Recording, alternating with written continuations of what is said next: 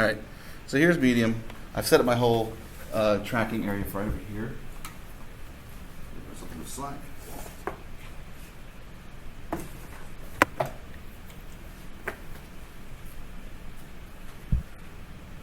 So here I am in the world.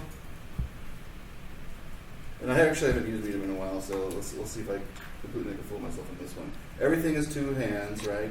And then you usually have, it tells you, usually a tutorial when you start off. And we can load, save, share, all that kind of stuff, export, exit, and say new. Start a blank sculpt project. And let's draw our, this is going to be our sphere, right? How big do you want it to be? Right? It's pretty fun. The sound effects are pretty compelling. So now I have different tools. Excuse me. So I have move and swirl and flatten and cut and paint. Are you waving at me? So I just like cut it. So Oh, I love them.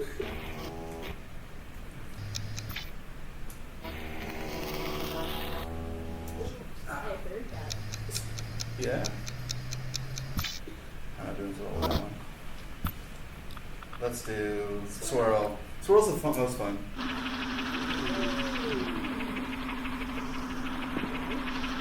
You see how it stays watertight? And that's why you can do it. And then you can change like the intensity with the left one. And then we could do different properties here with my right hand. Right? So the strength of the swirl, counterclockwise, clockwise, all that kind of stuff. This would be a big swirl. Alright. Flatten, smoothing it out.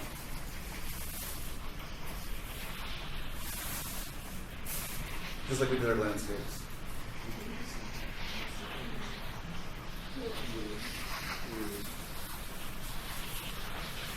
Alright, and then the final thing that I like to do is that you can paint, and it's actually a spray painter. So I choose what color. Red. Alright. There it is.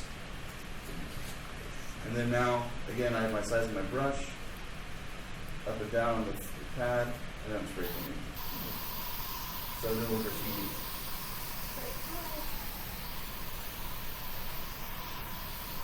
I am not going to rig this one. This would be a monstrosity. Anyway, this is soothing. This is going to be fun. I don't even know how to begin to. What a sweet creature. Look, I see its eyes, its nose, and its mouth. Well, I can export it for you. I'll save it for you later on. And then it has a lot of tools for like mirroring and lathing and snapping, so you can be precise. It's not just all organic kind of stuff. So if I hold down the Oculus button at the very bottom, I can exit out and I can say quit. Now I can search for, let's do blocks. Blocks is free. This one by Google, and this is what we were talking about as a Lego metaphor. Right, a bunch of primitive objects. And I've rigged a whole bunch of characters for blocks. Wait a second. Oh, was OBS on top the entire time? Yeah. Oh, okay. I'll just minimize it just in case.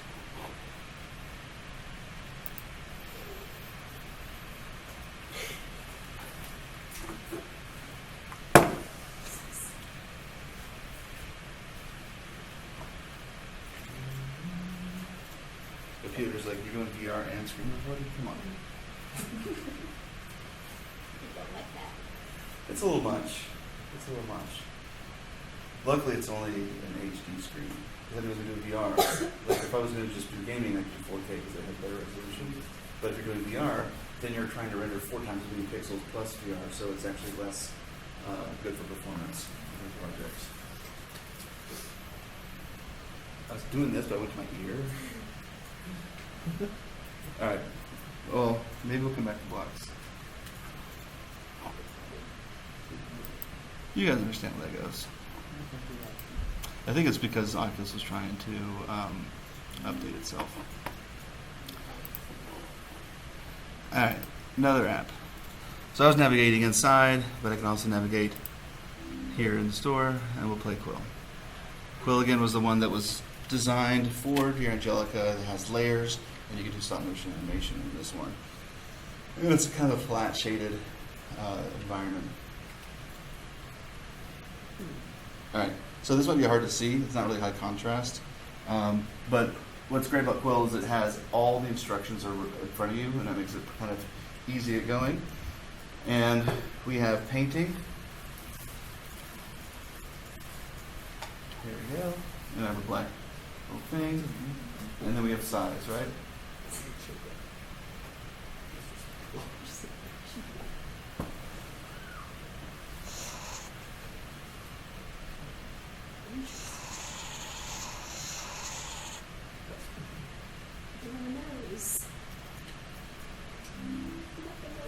Is that the size of the brush, or is that just like the brush close to the face? That's the size with these directional pads. If that was undo.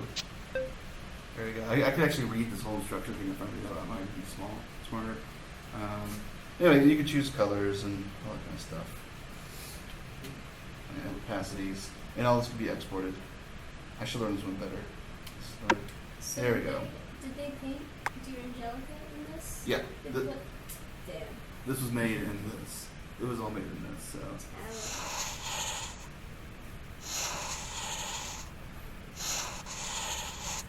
Alright, every time you change color, every time you change the brush. Whoa, now I'm in a red room. Oh no. I'm in a black room. This is fun.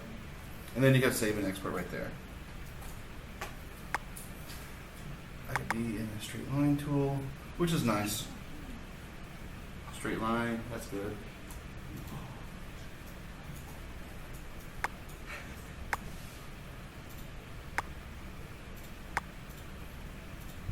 So they do have some precision. And I can erase. Alright, now we're saving.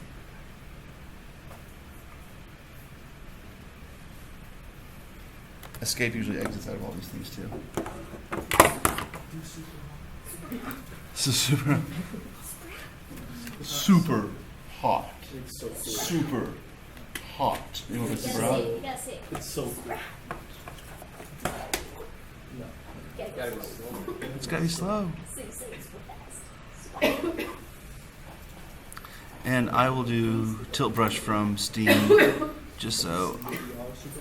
It's so cool. I don't know what it is. Oh, It's amazing. It's so cool. it's the thing. I know what it's called. That's It's got a cool name. just like imagine you're like the action hero in a movie, basically. And all you do is slow down. So like in real life.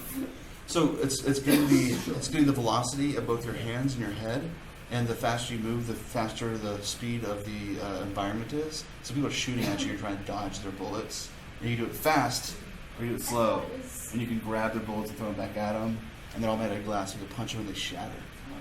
I thought it was like And at the end of every level, it goes fancy and fun. No. no.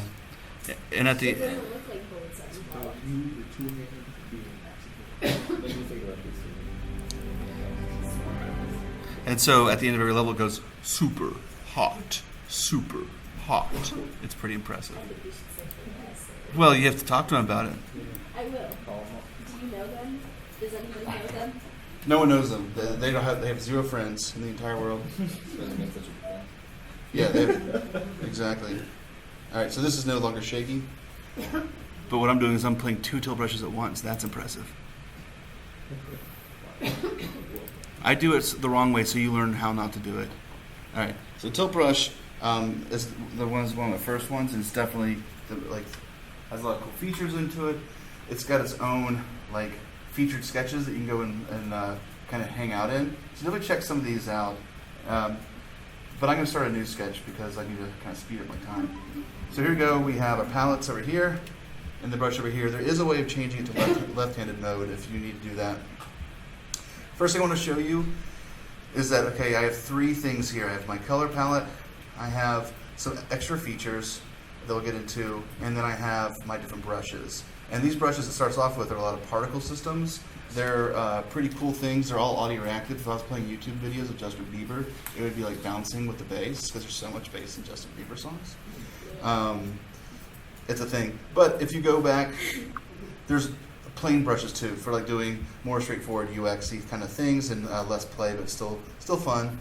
And then they even have the newest feature is these things called holes, and they're basically Tilt Brush's version of watertight meshes. So as I kind of, I can make these weird objects, That's so pretty. right? It's called procedural mesh. And that's watertight and it can be 3D printed. And I come back and I erase it, it's gone. Or, my favorite feature, let me get another one. I can grab it. I said I could grab it. I should be able to grab it. Switch to the brush. Okay, so what I'm doing is I'm actually not grabbing it, I'm grabbing the entire world. Do you see that?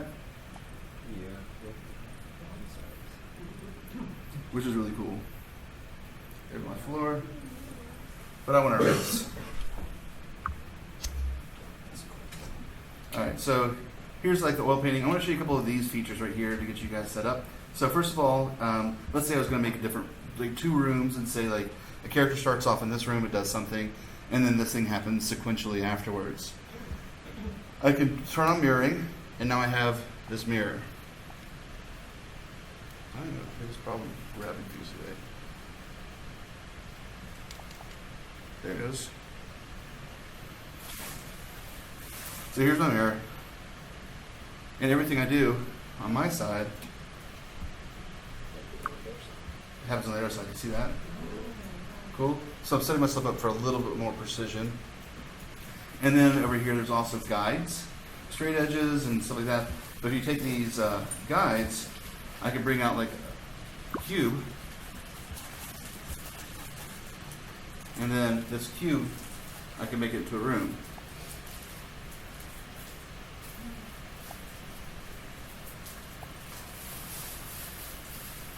And then when I paint on it, it actually is tied to the guides. So I have like my own kind of primitive that I can trace. So I start off with the room.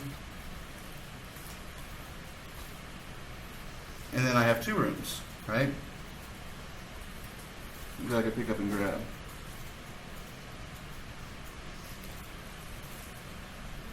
So these are just some ways of thinking about using this as a design tool. Cool. And then I can turn off the guides and I don't have to look at it anymore. Say don't look at it, and now I can do my thing. So if I want to, I can take my world and move it over here. And now I'll start off with the first one, and I'll just do a stick figure person.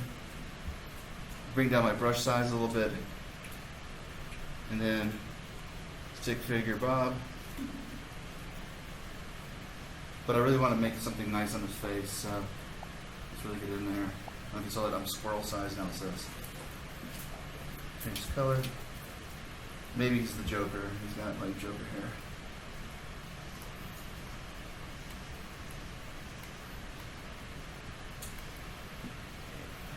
So, there we go. Menacing pink eyes. And then if I'm telling some people what happens, maybe all directions are in red, and I could say, if you start from here and he goes this way. Alright, and then there's a ceiling fan or something, and it's rotating this way. Cool. Let's go over here.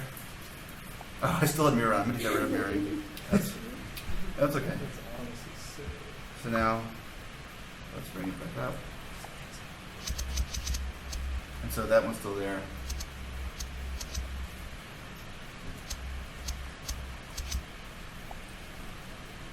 Cool. And then this frame, he's over here. And he went to the place, doing the thing. Do you know how many mirrors you can have at once? I think only one, but you can. Oops. I don't know. We just play around with it. I don't know. Then if I want to get rid of it, I take this and throw it off in the world, and it's gone. And that's what I was trying to do earlier with my hull. You have lights, you do environments. We can explore a lot of other things. So when definitely try the other sketches and like try to do this like zoom and enhance thing. It's super fun. So what I'm going to do is I'm going to quickly show you how to import something into Tilt Brush to use as a reference. So you can obviously, it's tied to Google Poly, which is a database of 3D models, so you can do things that way. But also, I have this little base mesh that I've been using all semester long in my Dropbox. And it takes OBJs. So it was the male base mesh OBJ. Let's make this alphabetical.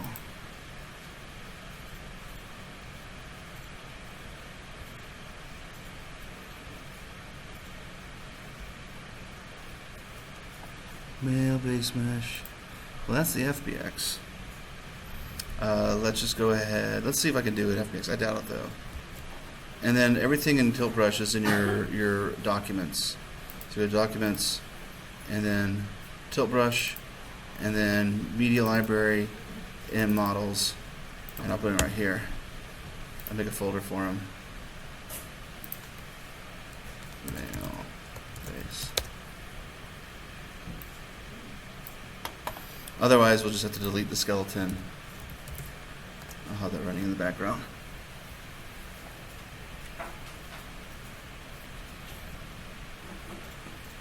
Go back to Tilt Brush. If I go back to my menu, for you to have a lot of the features that we want, let's go ahead and clear sketch. All gone. We're beginner. Oh, I think we're in advanced. You can switch between beginner, which has fewer features, and advanced. Just keep that in mind if you don't see some of the features that I'm doing here. There's a ... which is more options. And then there's a labs. These are the experimental features. And inside the labs is both export and then import, I think. The local media library. Look at here now. I see You're that. on Maya. What was that? It's on Maya. Oh, it's not showing? Yeah. Oh, yeah. Thank you. Thanks, sir. So since it's a super secret feature, let's go there again. Oops. Come on. So here's the more options, the ... the labs, and right here I have export, and then local media library. And then here I have these two ones that already came in here, some sort of dinosaur, but also my base mesh. Let's see if we can grab it. Yeah, I can. So this is the one I've been using. Here he is. Let's put him on the ground.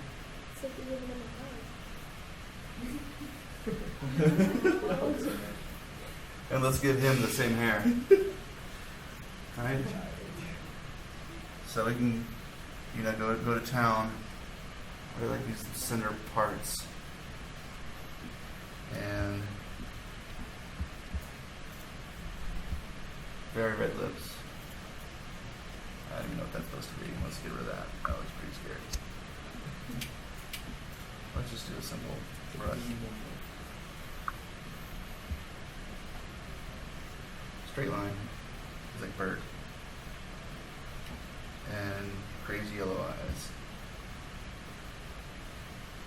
Alright, and then we could just, he bought his tie at the same place that the president gets his ties. Let's see, they're really long.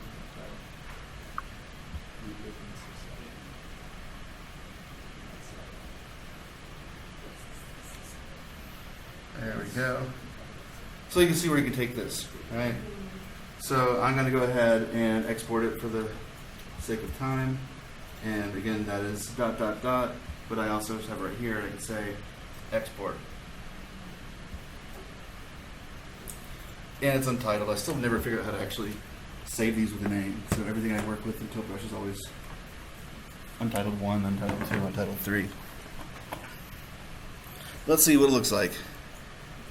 So these tilt brush files will be a FBX file with some alphas for some of those textures that the brushes have, and then all the colors are embedded in the vertices, and then we just bring them out inside of Unreal.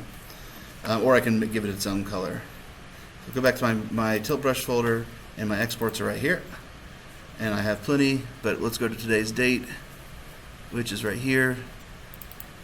And this is the character. It might even be rigged because I brought in a rigged one. Let's see. Let's go over to, or it might just be the brushes and not my actual characters. Let's go to mine real quick and take a look at what we got. When these things update, they always change.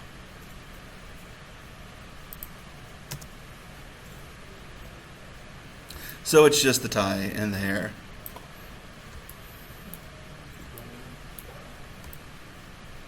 All right, and do I have the colors? Does it have a lot of models? It's definitely the weird. The funny thing about doing VR inside of VR is that it's not optimized for VR because you are freehand painting, but you can kind of see how it's making these double-sided meshes. Yeah, it doesn't say things in quads. It looks like, right? Yeah, I mean, all the paint tools that I was doing, like the ones that are brushes, are just single side or double-sided planes, and then that whole brush thing actually made geometry. I don't know if it's quads or tris. It's something all right for sure. So what I'm gonna do is I'm gonna bring in my base mesh and probably copy these transforms onto it and probably fit into place. If not, we know how to maneuver things.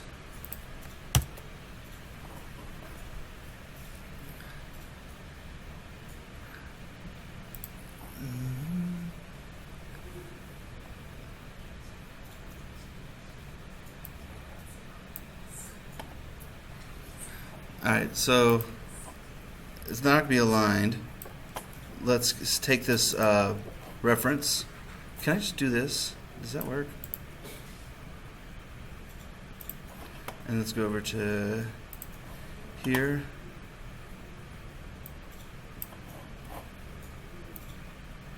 No, that's not going to be right at all. At all. Alright, so what I'll do is I'll just take all these guys and rotate them around. Anyway, it's art.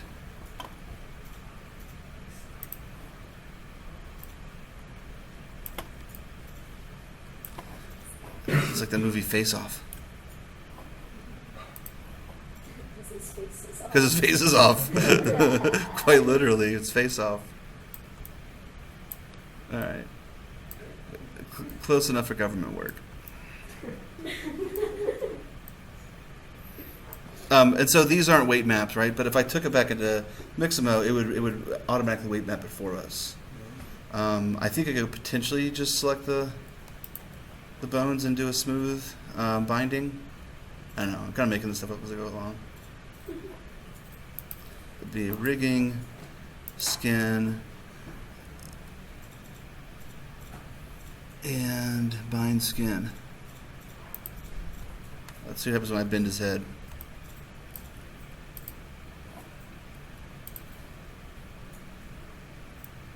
No.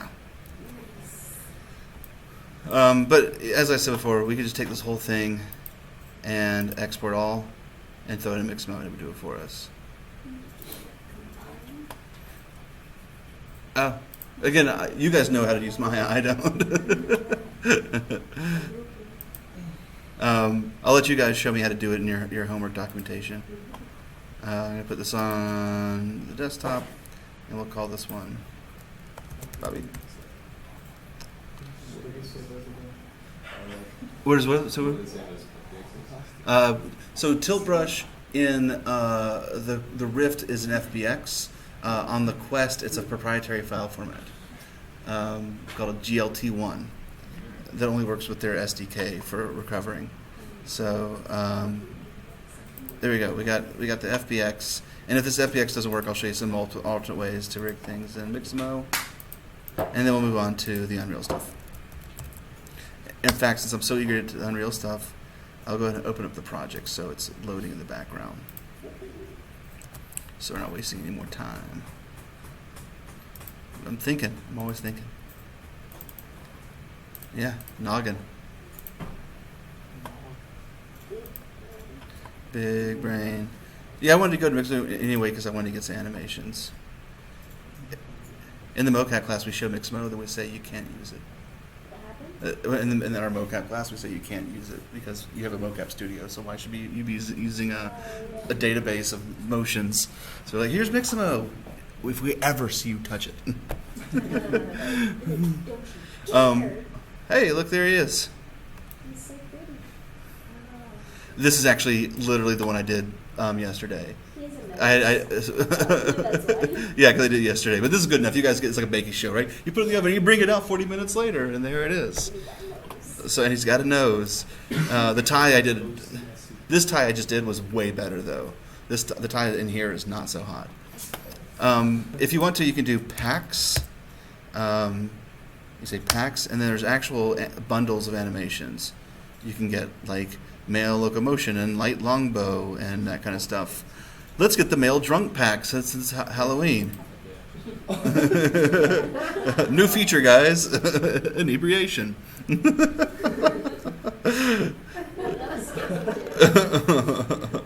All right, this is worth it. And this will. Usually they come out with T-poses too. Otherwise, I can download a T-pose. So we have a perfect model. If we need to go into like motion builder, let's just get that too. T-pose.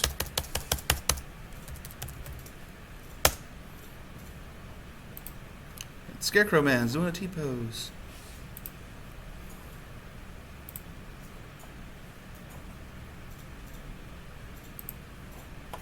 All right, so I'll rename T-pose. He'll be Bobby Newport. Bonus points if anyone knows the reference. Look it up. All right, let's do a new scene real quick.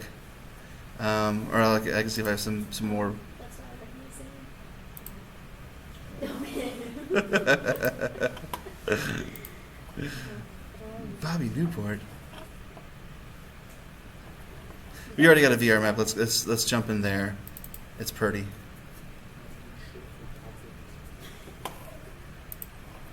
Okay. This is from last week. Everything's good to go. Let's go to our assets real quick and bring in Bobby. I'm going to make a folder for skeletal meshes. And then inside of skeletal meshes, we got Bobby. Bobby in. I'll bring in the T-pose first. Downloads.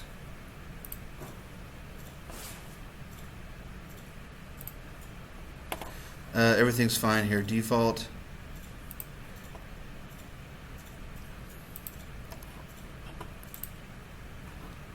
That's all fine. These are warnings. They're not errors. They're basically saying you didn't use Maya. They're just being a snob. Let's get the male drunk pack going on.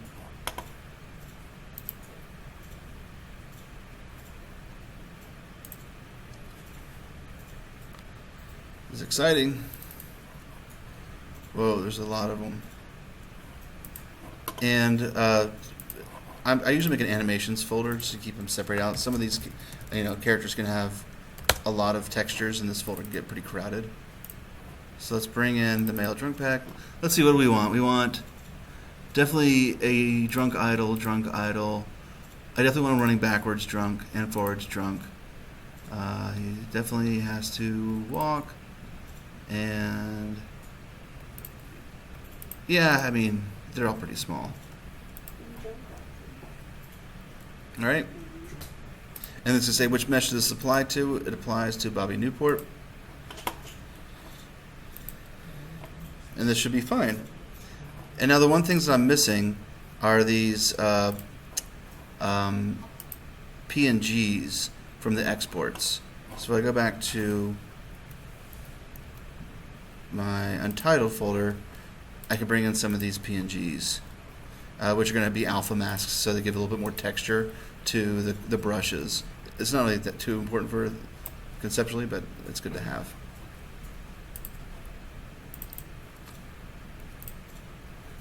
Great. Let's go ahead and save. And now, let's make sure I'm not missing anything. Okay, so let's just make sure that we get the colors on, and then we'll be good from there. So let's open up the skeletal mesh editor. I haven't even checked to make sure that.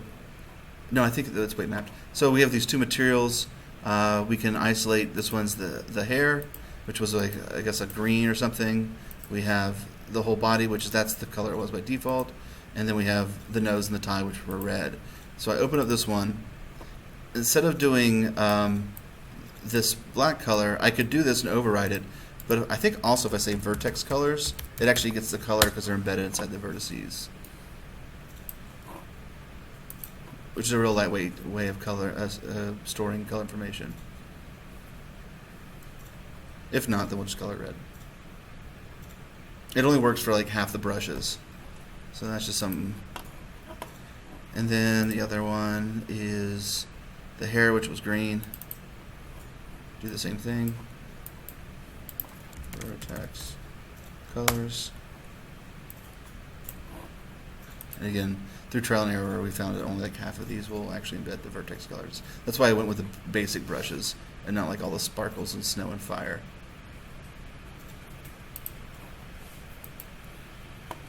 All right. It looks like it didn't get the vertex colors. Well, they're white at least. They changed. We can always, if this was the hair, we could always multiply it by green. Same thing, right? And now we're rocking and rolling with our tilt brush guy.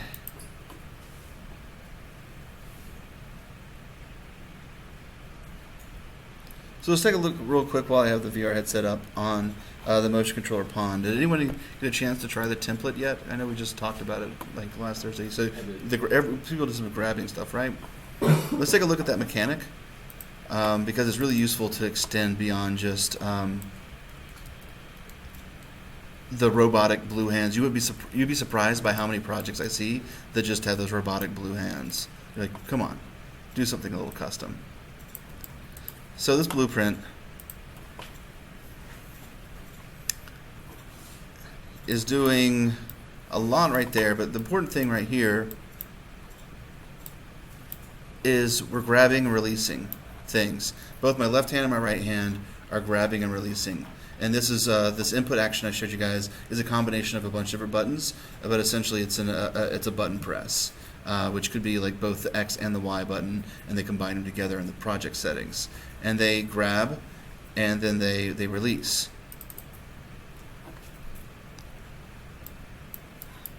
You know what? That's going to get a little complicated. I won't worry about that for right now. Let's not do that. Let's get that so we have more time for other things. So let's do a custom pawn really quick. Assets, blueprints.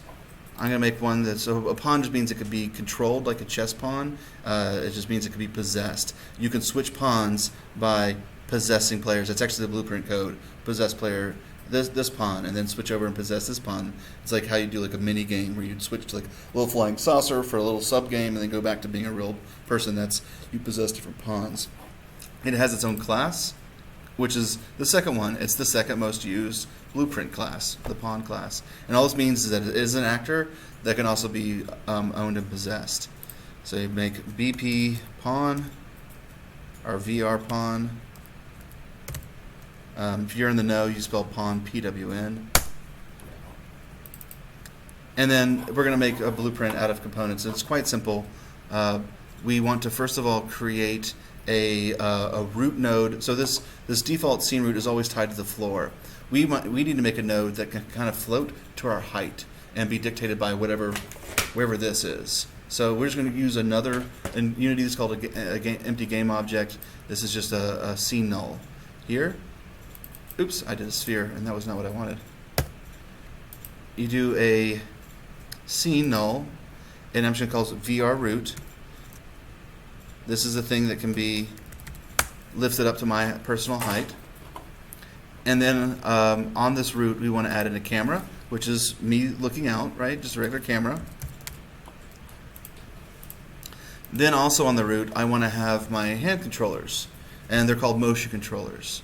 So I'm going to add a component, and I'm just going to say motion controller. And if I come all the way down the bottom, this one is just tied to my left hand by default. It will be wherever my left controller is. To help differentiate from the right, I'm going to say underscore L. And then I want to be able to see it though. That'll be empty data. So on top of the motion controller, I want to add in a sphere. That should be a little bit smaller. I said 0.2. So it's parented on the motion controller, so it'll follow that position around. Come back up to my root, and I want to add in another motion controller. I'm going to underscore right this one. And then you go down here and assign it to right. And then we want to be able to see this one, and we'll make it look like a cone that we're going to joust with. And it's also a little big.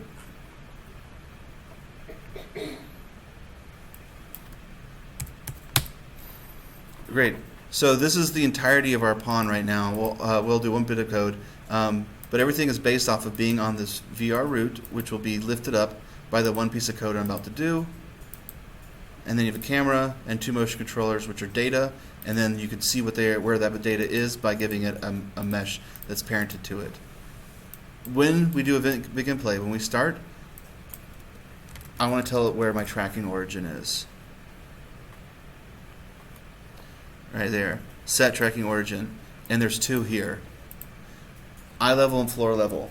This thing is based off of the floor. I set the floor when I first calibrated. It's something I can move up and down on.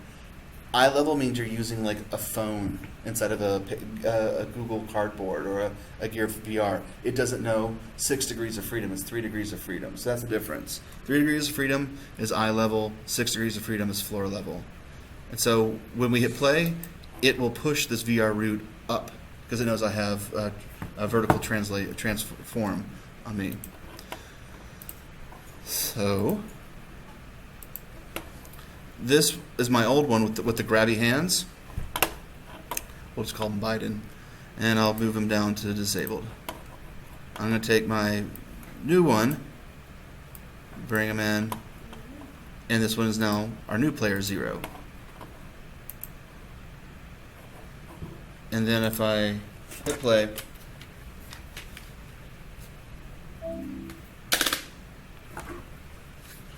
I got 2 sets of hands, but I can joust and I have this sphere. It's doing the same scale thing. Oh, really? Part of it, yeah. Oh. Which was called, it's important, I guess, to do that. It was called screen percentage. Let's do it while I'm watching. So if I do tilde, I can say screen percentage 100. I think there's like a R dot something in front of it. UE4 screen percentage 100. What is that command? These are called console commands. But what is the console command? Thank you.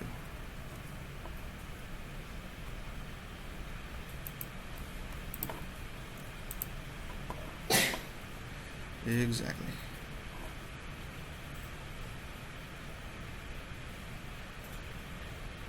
R screen percentage. Okay.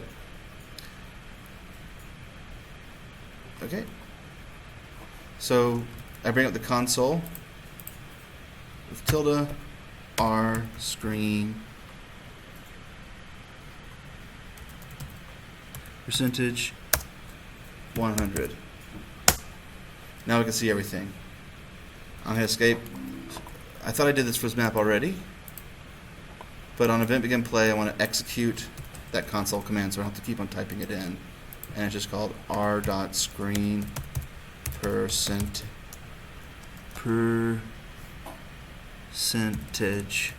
100.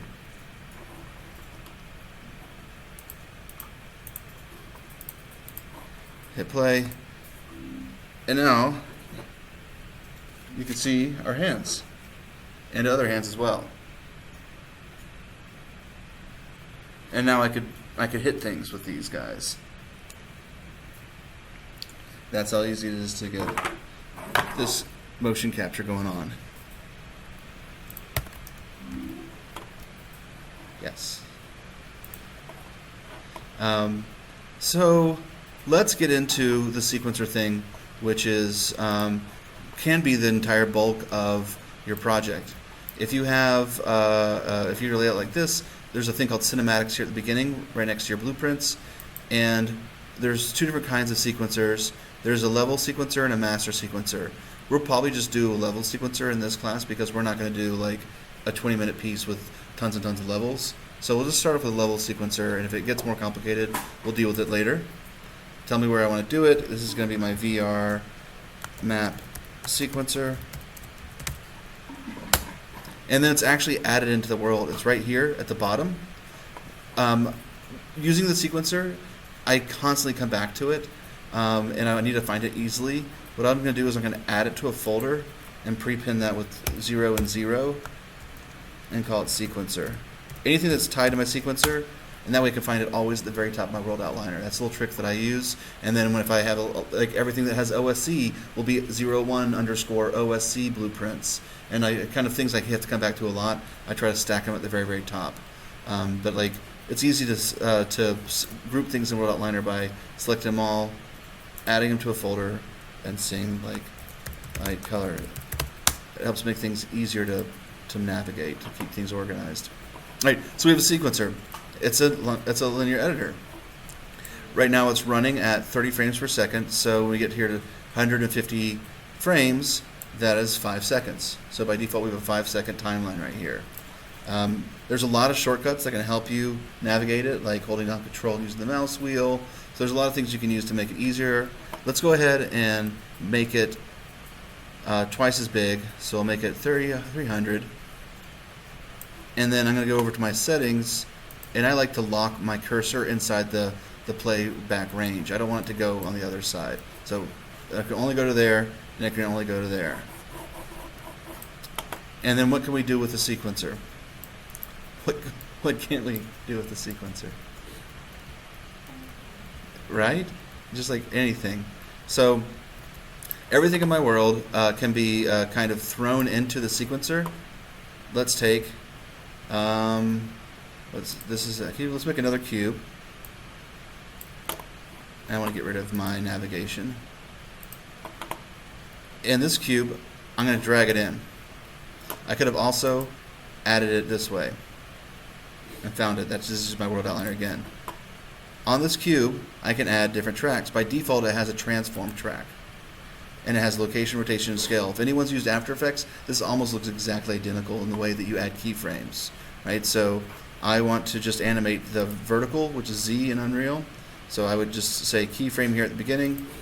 At the end, you're going to return back to being that, and then halfway through, I'm going to raise you.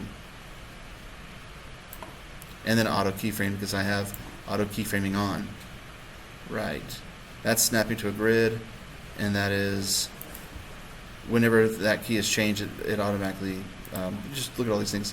What's cool about this also is that it's a curve editor. If I hit this little curve button, I see that it actually has a Bezier. It eases in and eases out. And this can be manipulated as well with any Bezier spline controls. So we're getting into more of the paradigm of traditional animation here. And I'm going to hit play. I'll hit play on my VR headset. And then nothing happens. So you have to either, in your level blueprint, trigger it to play, or if I come back to it, of all the settings, the first thing is autoplay. And if you can see here, I also have play rate. I have whether or not it loops indefinitely. Does it play off? Does it play backwards? All this kind of stuff is right here.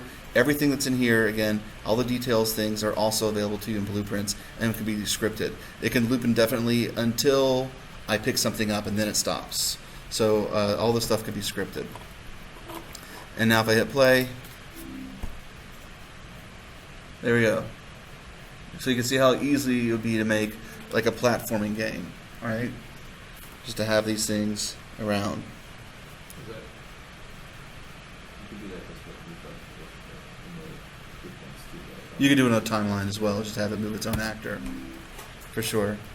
It'd probably be more fun to do it with code on that one. So that's awesome that we can do that. There's also some crazy stuff that is not really good for VR, but to show how they're getting into film production, I love looking at the fact like they have a built-in camera crane, right? And you can actually animate your camera on its pitch and roll and do like cinematic camera moves. You wouldn't want to do this on a VR headset; it makes somebody very sick. But it's really cool that they have things like this, and they have like dolly tracks that's on a spline and all that kind of stuff. So that's pretty cool. So the cube also has other things that it can, things that it could do. Like, for instance, it has an actor hidden in game. I could turn it off and on keyframes. So there's a lot of things that you just have to kind of drill down. Like I can attach other items to it, during the middle of the track. So that maybe that one's not the most interesting object to move around. But one thing we can do is take our camera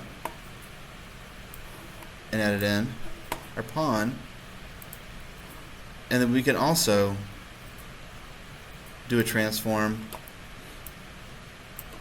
and I can now do my rails, right? It starts here and it ends here.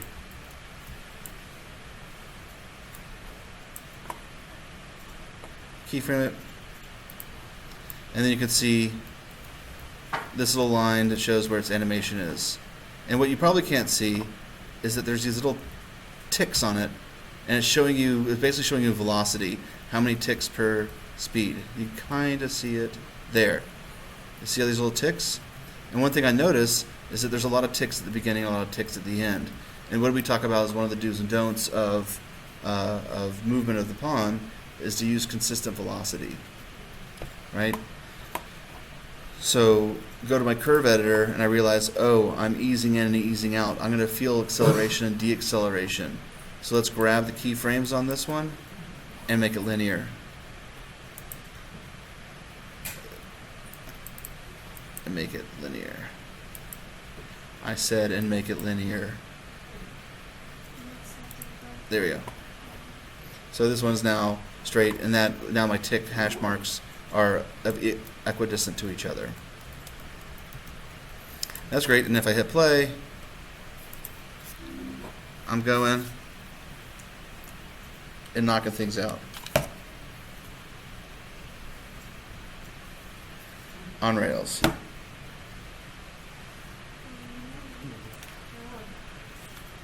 Right? More interactions than you can shake a stick at. Well, we can shake a stick if you want to. I can attach that. Anything's possible. So there we go. There's some simple animations to get you started. To see that you can do one time one of my students did an entire swan ride through like Disney World, like Epcot Center. And they actually brought in an inflatable swan, and you sat in the swan when you put the headset on. It was fun. Yeah, you can fling a little water at them when they go down a little water spray bottle. Did I tell you about the person who made the 1984 experience, the book? So in the book 1984, at one point they put the dude in his head in a cage with rats, and she had these little rat tails and started tickling the person when the cage went on.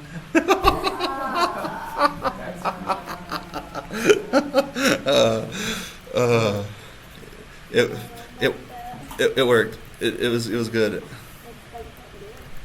Yeah, I didn't say you guys would be best friends after that.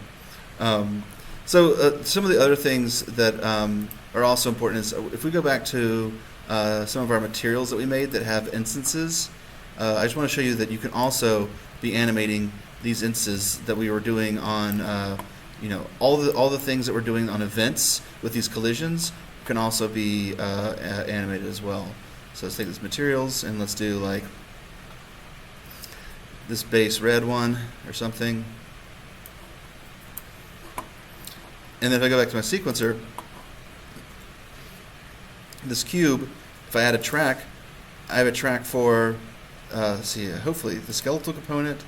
On top of that component has element 0, that's the material ID of 0. And then if I drill down into there, I see that I have the parameters that I set up earlier for color. So now we can animate on this. Timelines are inside of blueprints are for short animations. This is for things that happen over entire minutes. As I said before, I've done an entire 65-minute long sequencer before. And then we can change these settings on the timeline as well. So right here, what's the color? Right click. I don't know how to do this. It's going to give me this picker. I want a picker.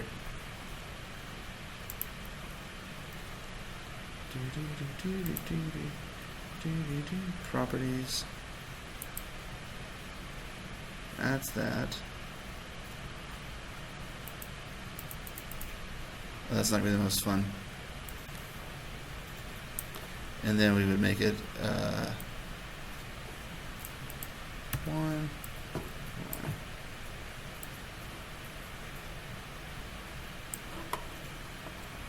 I swear it does work.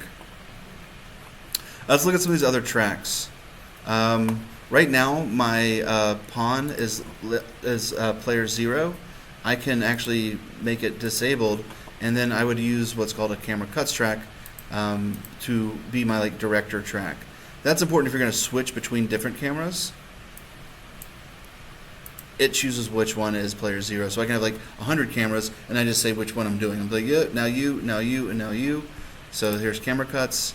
I add in a pawn, and there it is. And you can preview what it's going to see. And then I come halfway through, and then I could choose a different camera if I wanted to. Here, I could change play rate. Another great one is the fade track.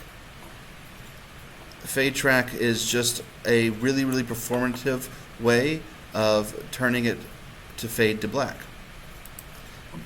which can help when you're doing sudden jump cuts and stuff. So I put my playhead here, and this experience will be there. Let's go back to the previous one, and I'll make it 1. So my whole world is dark and it fades in. And this is way easier than using post-processing and shader effects.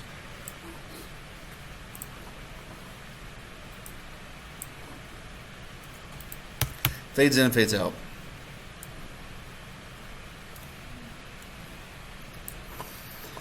And then the last thing that we did was, or one of the other big things we did is, I guess there's 2 more things to talk about. We have a material parameter collection. And you remember that was a global effect, that was our audio reactivity. So we can also do global changes. For one experience I did when it ended, all materials went from their normal color and they all faded to white, and the entire world was white at the end. We put one parameter in, all materials, and we just drove it on the timeline so they all went white. Right? You can also use those for lights to fade out every single light if you want to, instead of making it fade out with this post-processing. The other important thing is this level visibility track, especially if you're working with multiple people in a group. Some people would like to divide up projects into different sections, different actual levels where there are different environments. And other times you like to divide up things into different assets, I'm making all the particles and you're making all the lights and I'm making all the landscapes. But the level visibility track is a way of keyframing, having all your levels visible at the very beginning and telling which one off and on based off of this timeline. Whenever you load a level, there's a little hourglass that happens, and you don't want that to really happen in VR experience in the headset. So what I do is instead of making a level loaded by blueprints and hitting doing interactions, I make all levels loaded at all times, and then you just toggle visibility, and when it's invisible, it's not rendering. So it's stored in RAM, but it's not actually hurting your CPU or GPU, and that's how we were able to do a 65-minute thing without any jump cuts, with seamless transitions, because I had to put 32 gigs of RAM in this computer because it was 20 gigs of RAM just to store the levels, so that I can seamlessly trim between them. And instead of making a whole bunch of levels real quick, which would be a little time consuming, I'll just show you level visibility sequencer. And this documentation, which I just searched for, is great. You see you have multiple levels, and in one level you have a sphere, or a chair, and another level you have this little wall, and then you create a sequencer. Each one's in their own level, but they're all loaded, and then you select which one you want to be visible and which one you want to be invisible. And then as you drag it along, as you scrub it, you'll see that the chair's in one level and that's in the other level. And you see how that is a very seamless, easy way of turning things off and on if they're in large groups. And that's a way you can work with multiple people, is everyone can be in their own level without locking everyone out of the main level. And that just looks like this, to have a level visibility track. And then I usually just do if they all turn off on one, and then let's say edit, split, and then this one turns off. It's hidden, right? Green means go, red means no. And then inside this track, we would add in the name of the level right here. This one is on and then it's off, and then the one below it can be on and then it's off. So that's just I don't know if anyone's going to get that complicated, but that's pretty much everything with sequencer. That's pretty functional, pretty cool. Everything can be keyframed, and it's not about programming per se. So without getting into anything more, I think this is already a long enough demo. I'm going to go ahead and break this, and I just give you guys studio time to work. I have the keys to the VR studio. If somebody hasn't had a chance to get the studio, to prioritize